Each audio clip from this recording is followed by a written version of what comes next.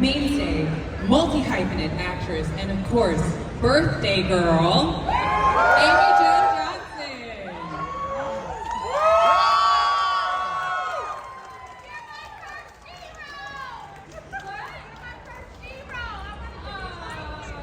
Hi guys, how are you? Well, I mean, I think we already have the place where we have to begin. Okay. How are you today? How does it feel seeing everybody here? I'm good. I'm good. It's my birthday, as you guys know. I had such a good morning. Everybody's been so nice, and it's great. Yeah. Aside from the fantasticness that is your birthday, I know that your new song "Still Here" came out, Yes. and I was curious, what was the inspo behind it? Okay, so I first actually wrote the lyrics to that song in 1998. It was right after my mother passed away. I was engaged to be married, and that sort of went the wrong way, and my life felt like it had just fallen apart completely. And I wrote those lyrics. I wrote that song on my guitar, and then about a year ago, 2 years ago. Oh my gosh, how long has it been now?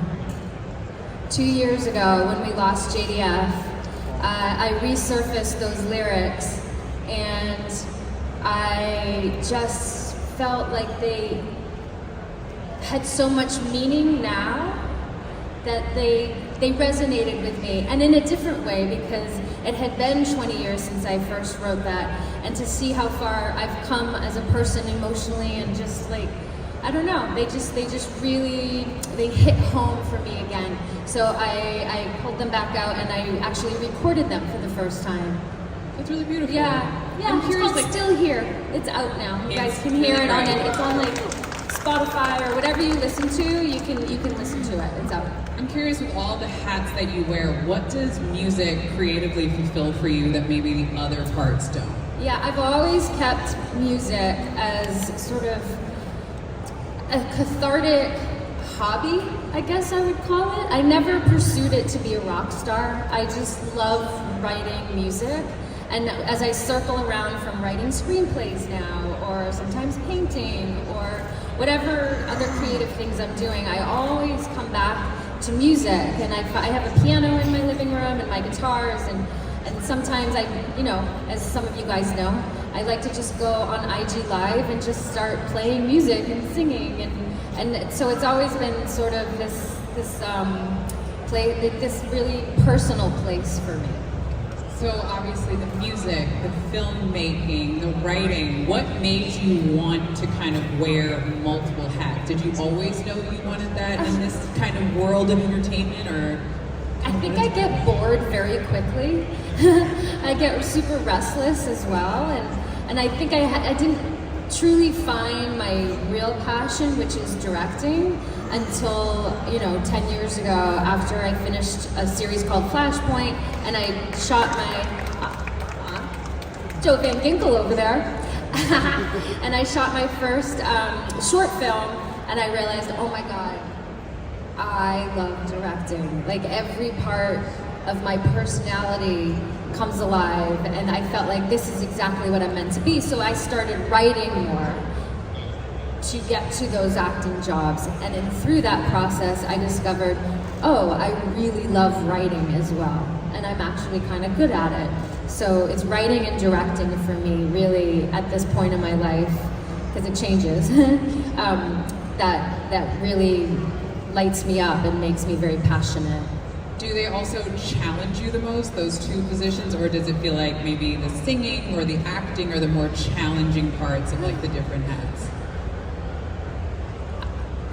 Writing is very challenging because it's a lonely process,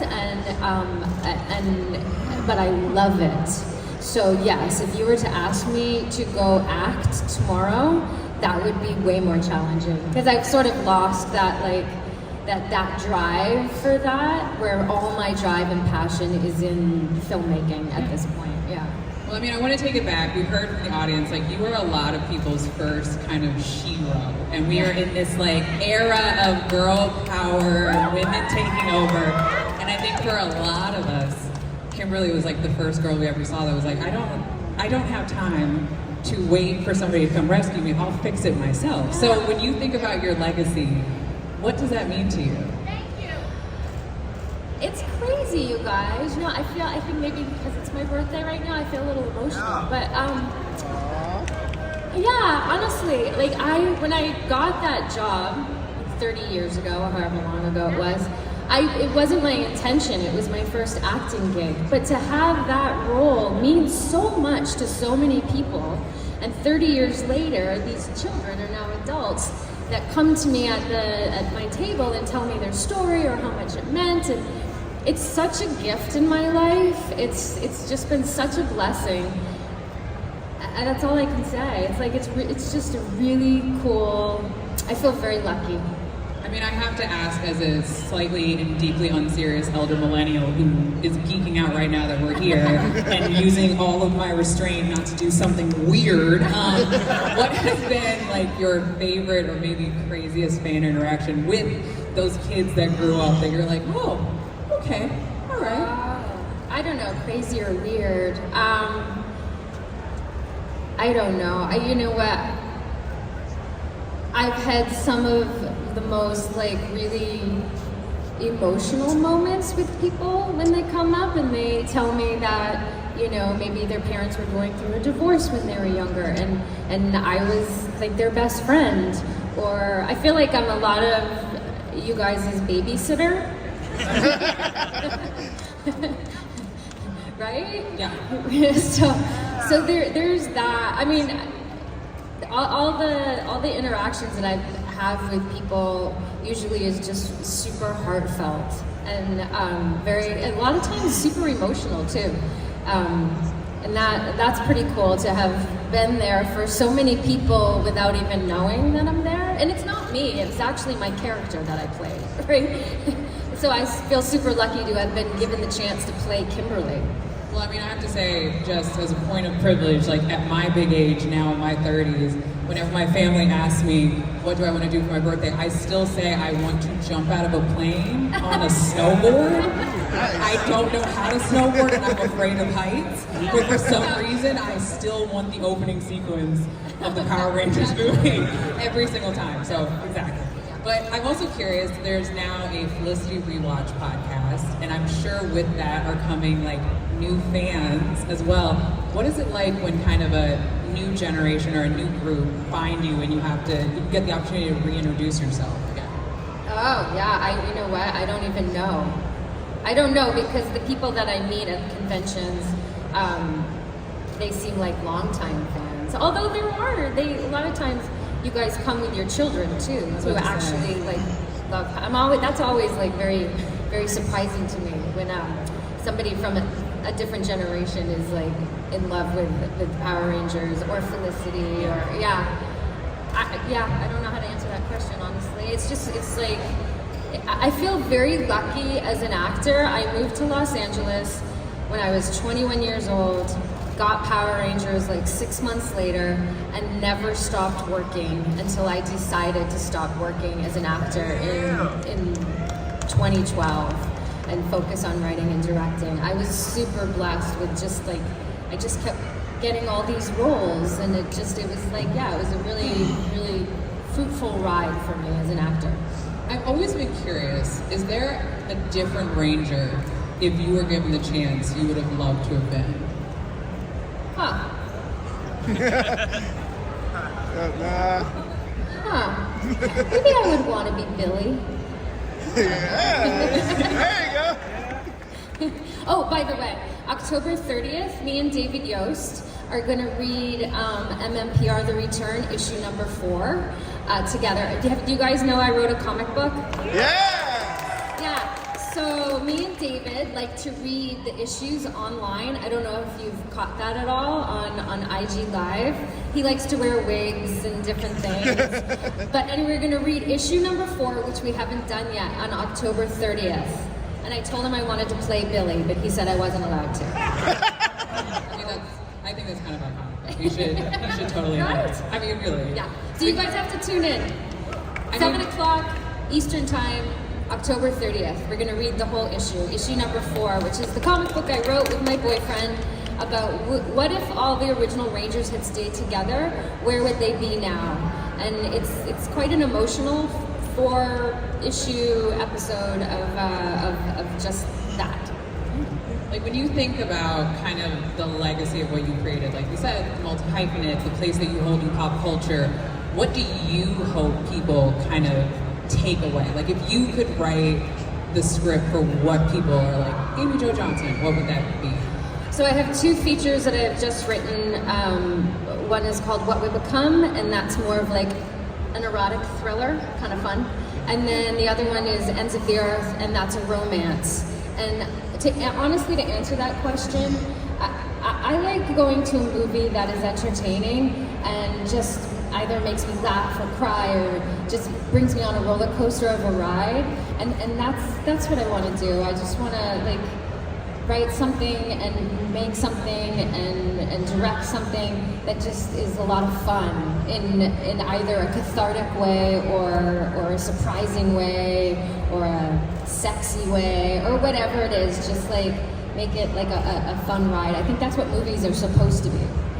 Before I open it up to y'all to ask any of your questions, you just made me think of one that I'm dying to know. Is obviously there are so many kind of actors and people who want to be creatives who might be standing out here now. And I think what's really beautiful, like you said, is you had the choice to step away from acting and step into other things. Like what would you say to that person that wants to know or wants to figure out like how do I step into that same space of giving myself that freedom to be many things creatively?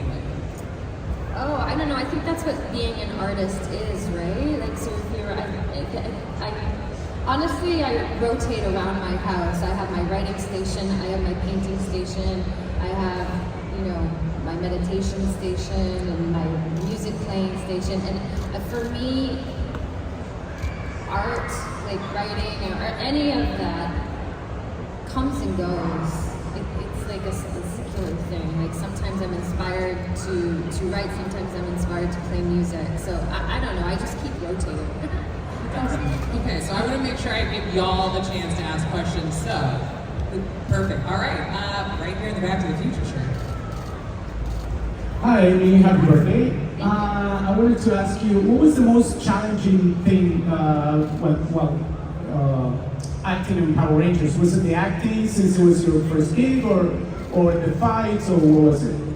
Thank you. I think I learned so much on that series because I hadn't been an actor really before. I'd gone to acting school, but I think the most challenging thing about that series was, in hindsight, it was that it was non-union and that sometimes we felt a little bit unsafe, I think, with some of the situations we were put in. We worked long hours, 6-day weeks, like, 12 to 14 hours a day. So it was a bit exhausting, but I don't regret a thing of it. Like, I learned so much as an actor, on-set etiquette, to utilizing the gymnastics I grew up with and learning how to do karate. And so, it was a hard shoot and a tough show, but a lot of fun. Thank you. Right here in the Spider-Man sweatshirt.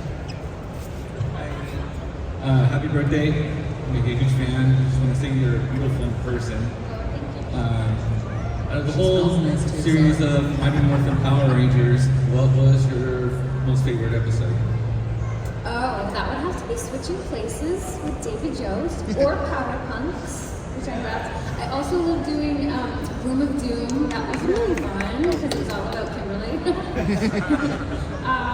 Yeah, those were 3 of my faves, I think. Yeah. Let's go to you in the back with the mask on.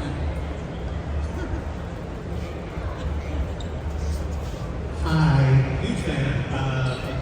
So I'm in X-Men 97, the voice actor, and I'm pitching a comic book that's based on my character, and I just wanted to know, I love the return, by the way.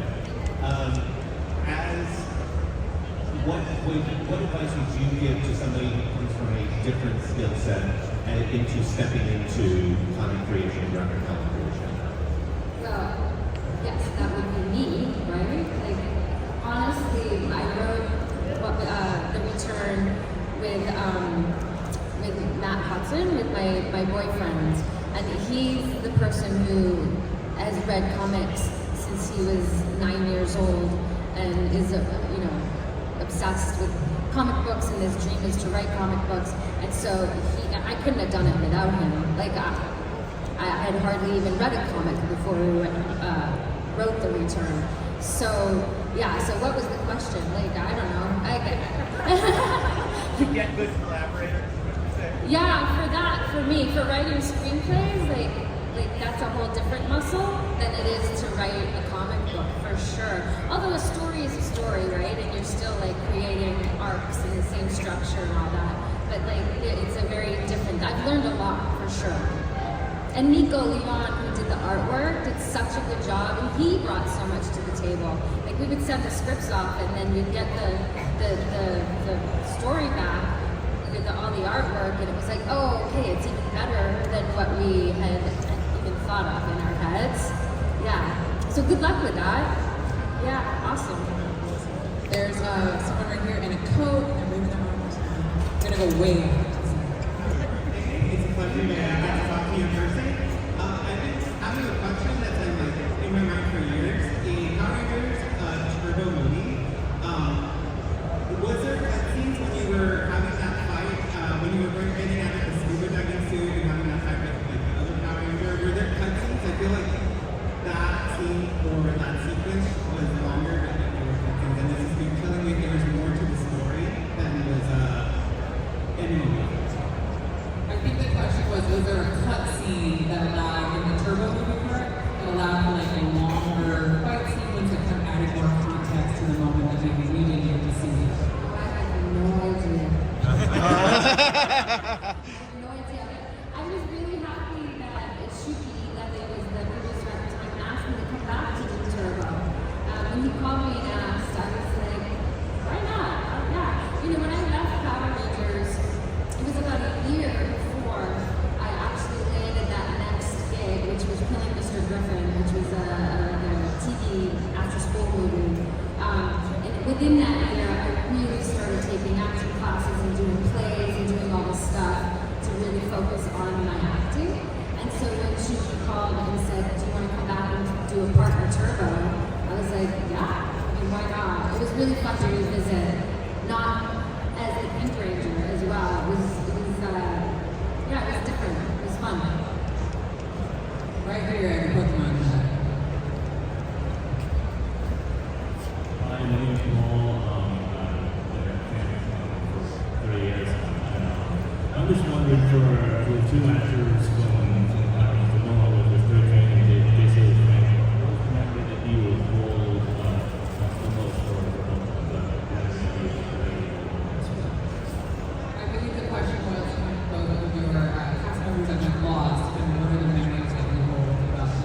Oh my gosh. Yeah. Well, many, obviously. We lost Tweez so young. It was so long ago. And it was just, she was such a beautiful, amazing person. She was a very dear friend of mine. And I always found her to be just kind of wild. She was a loose cannon. I remember when we would do like shows like this, or like any public appearances, she would, who knows what was going to come out of her mouth. She was kind of wild. Yeah. And then JD Apple, he was the wildest. Right. As we all know. And I miss him dearly. And yeah, I have so many memories of Jason. And he just loved you guys so much. You were his life. You know? Yeah, truly. In a lot of ways, made this franchise what it is by the love that he poured into it through the years, through the Comic-Cons, through all the things that he would do with fans and stuff. Like so much of this is about him. And it's, yeah, we all miss him, right? There is a young lady in the back. If you can come forward, you have your hand. Yep. If you can come up, I'd love to hear your question.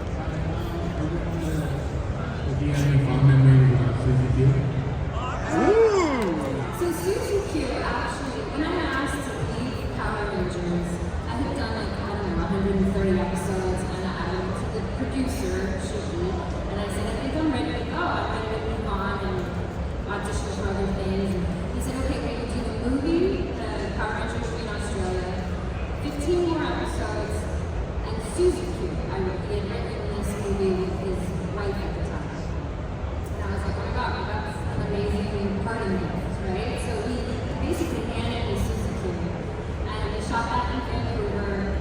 And it was the first time I was in the lead of a movie. And it was like my own little movie. And I loved every second of shooting that movie. And it's lost into the, by the way, I have a website, it's called amyjojohnson.com. And if you become a member, it's free. Inside the toy box, I actually found an old DVD that I was given after I did the movie, because as an actor they give you a copy. I put the whole movie up there. So There you the whole movie's on my website. And when somebody does stop me, whoever that person is, I'm gonna ask them, like, can you release the movie? I don't know who even owns it. I don't know. It's not Saban anymore. It wasn't even a Disney movie. It was on the Disney Channel. Right. So anyway, it's on my website if you want to go watch it. On with the Space Between, which is my first feature I shot. I put that whole movie up there and all my short films and all that stuff. So check it out. I have one last question. I'm sorry to take this from you guys, but have you ever had a crowd of people saying happy birthday to you? I think that you should give that a shot. Okay, great. Guys, maybe we should try saying happy birthday. Yes, yes. Okay, 1, 2, 3. Happy birthday to you. Happy birthday to you. Happy birthday, dear Amy. Happy birthday to you.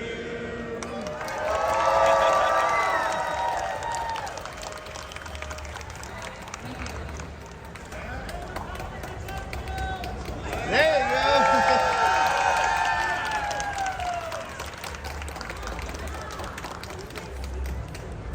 Guys, it's a really cute game.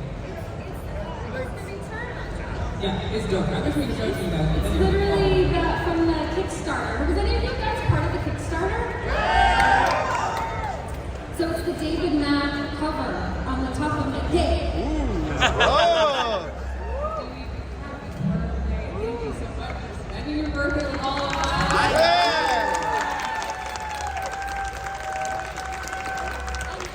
If you can, when you go home or get in your car, whatever streamer you listen to, please put on my song Still Here and have a listen. That would be really appreciated.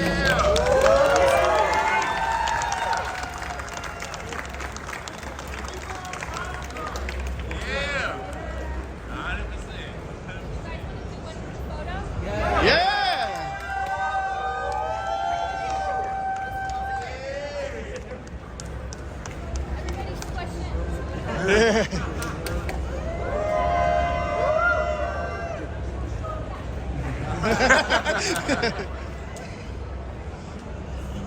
Oh, there you go. That's even better. There you go.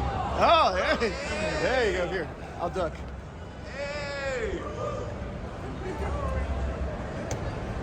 Woo. There you go. Thank you. Thank you. Take care.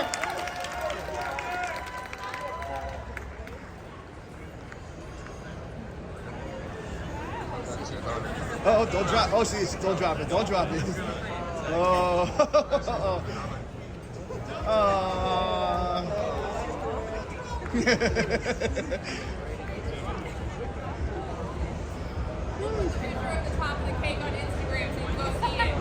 Right on.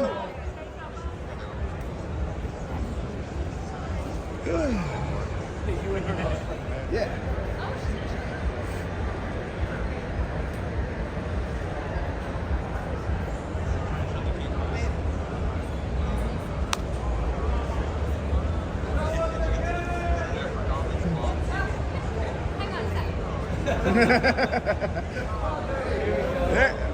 Wow.